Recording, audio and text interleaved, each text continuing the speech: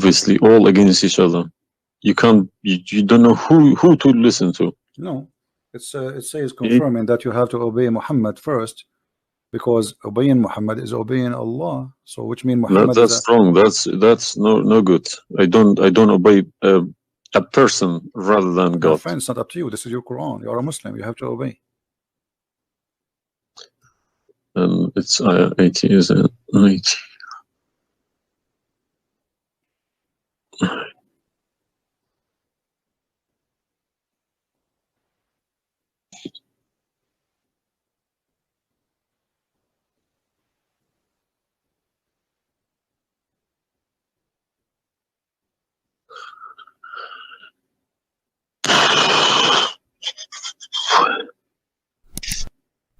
What Yeah. do you want my help? So you did we confirm this one?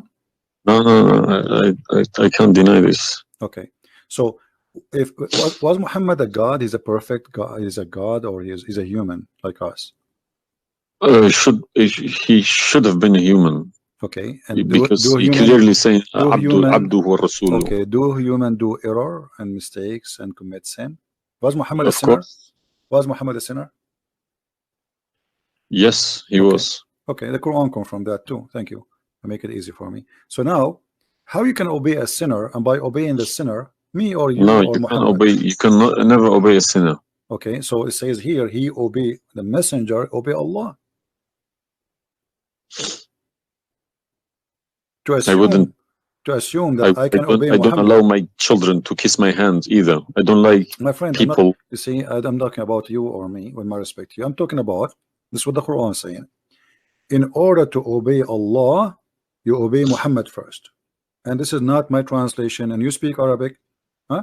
من يطع الرسول فقد أطاع الله ومن تولى فما أرسلناك عليهم حفيظا. Okay, so it's clear. So you have to obey Muhammad. Now, you said to me when we were talking about Ibn Kathir and killing Christians, you said to me there's no single verse in the Quran was abrogated by Muhammad. Is that correct? Yeah. All right. What about the Mut'ah? Mut'ah, well, I've read this briefing about Mut'ah. Mut'ah was allowed in Quran. Okay, chapter 4. And Muhammad allowed it too. The same chapter we are reading from, chapter 4, verse number 24. Okay. And do you practice Mut'ah today? No. Why? Because my wife is going to kill me. This is not the question. This is not because of. No, I don't believe Mut'ah is not. No, it's filthy. It's like, okay, to me, Mut'ah sounds like a prostitution business. Okay, thank you. I respect your honesty. You agree that this is a prostitution. So why Allah allowed the Mut'ah? Because Mut'ah is ujra. It's for you pay money for it. Exactly. Okay. Exactly. It's not a free service. It's you pay somebody to have sex. This is what Mut'ah means. Exactly. Actually, even Muslim scholars agree that this is about renting a woman, musta'jara. Yeah. Okay. So why Allah He allow you? You just said it's prostitution. Why Allah He allow you to rent women? All I have been trying to do all these years in my life, asking these verses, but I just, convincing myself they're probably a different time of life. Okay, but let us go different back. Needs, no problem. But no, it's easy. Why did Moses allow people to do Mut'ah before Muhammad? Moses is a lot older. Did Jesus allow Mut'ah? No. I mean, that's not a reason. I mean, if we want to find reason, we can find reason for anything. Like you might say to a man who was a rapist, why you rape this woman? Oh, she was wearing short skirt. But that would not change the fact that you are a rapist, correct? If you ask about this, he's a thief. Why you stole? Oh, this guy he have a lot of money, but still you are a thief. This is not excuse. Look what it says here. This is your Muslim website, and those audio scholars saying that Muslim women, when she have the contract of Mut'ah, in some works, a special terms applied. Women who practice Mut'ah, musta'jara, or rented women. Mut'ah is considered as a kind of rental because in general, a man basic aim of this kind of marriage is sexual enjoyment of the women, and in the return of his enjoyment of the women he pay money, as you say. All right, so you agree, the scholars of the Muslim agree that this is a rental. Now, was the mut'ah abrogated by Allah? Yes, Where? should have been, because the Sunni is not doing it anymore. Only the Shia. No problem. Okay, but I'm asking people you said still to me, doing it. Shia is doing it in Yemen and Iran. You remember, my friend, you said to me, show me where Muhammad he abrogated the mut'ah. This is in the hadith. You said to me, show me where the hadith abrogate the Quran. The hadith abrogate the Quran. Here we go. We go to the hadith. If this is correct, it goes into a form of cult, because a personal cult, not even a cult, a personal, very, very personal cult, because a man cannot bypass a God's order. All right. Simple as that. Well, you see, when you called me in the beginning, you said, why you but show me the Islam? hadith, please. Okay, no problem. When you call me in the beginning, you said to me, why you keep insulting Islam, saying that Islam, let me find some hadith. Okay, yeah, but you need to prove it, not just saying cult. You know, you are watching for long, I think, already, and you noticed that I never said something without proof, and I'm doing the same with you, the same as I do with everybody. So nothing, it's nothing new. All right, let's see. Let us find one of the hadith. There's tons of them, but we will find the most authentic ones.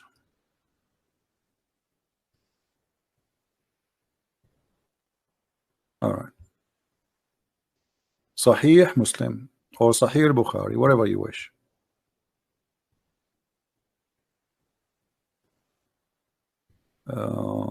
Let us go with this one right in the top. Sahih Muslim, hadith number 1406. You see it, the page? All right.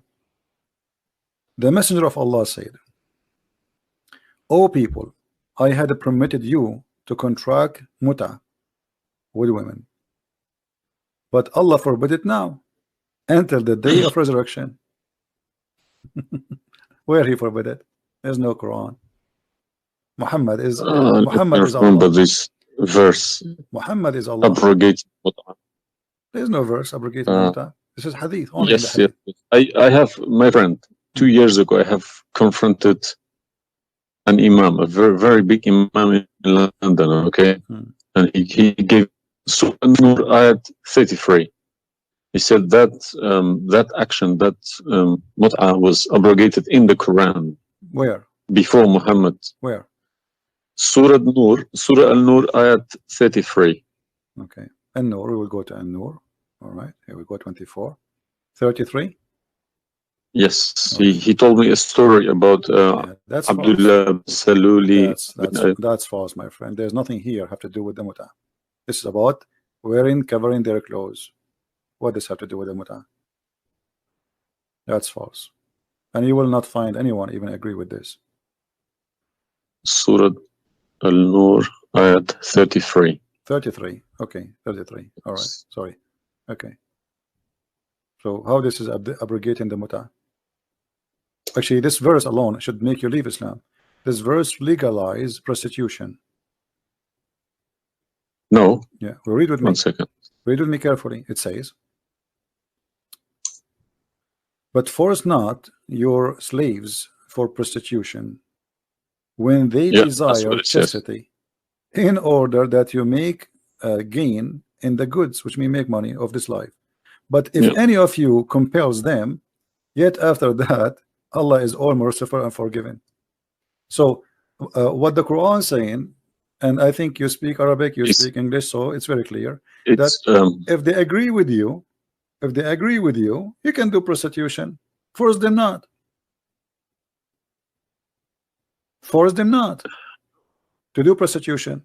He did not say prostitution is forbidden. Force them not.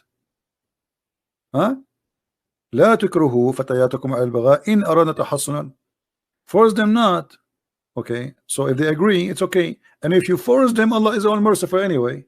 And we're here, we're in this verse is saying that, you know, mut'ah is abrogated by this verse. There's nobody, there's no Muslim in the world believe in this.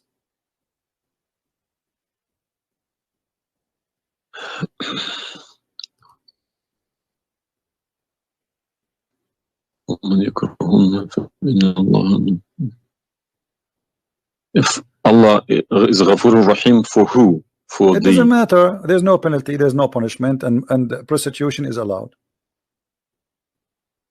Another example. Allah, he sent down 10 verses for breastfeeding. You mean breastfeeding, like for men? kids? For men, no, for men. Would you breastfeeding for what? For men. Allah, he allowed Muslim women to give their breast to a strange man to suckle them 10 times. What, in the Quran? My friend, this is in the Quran, yeah.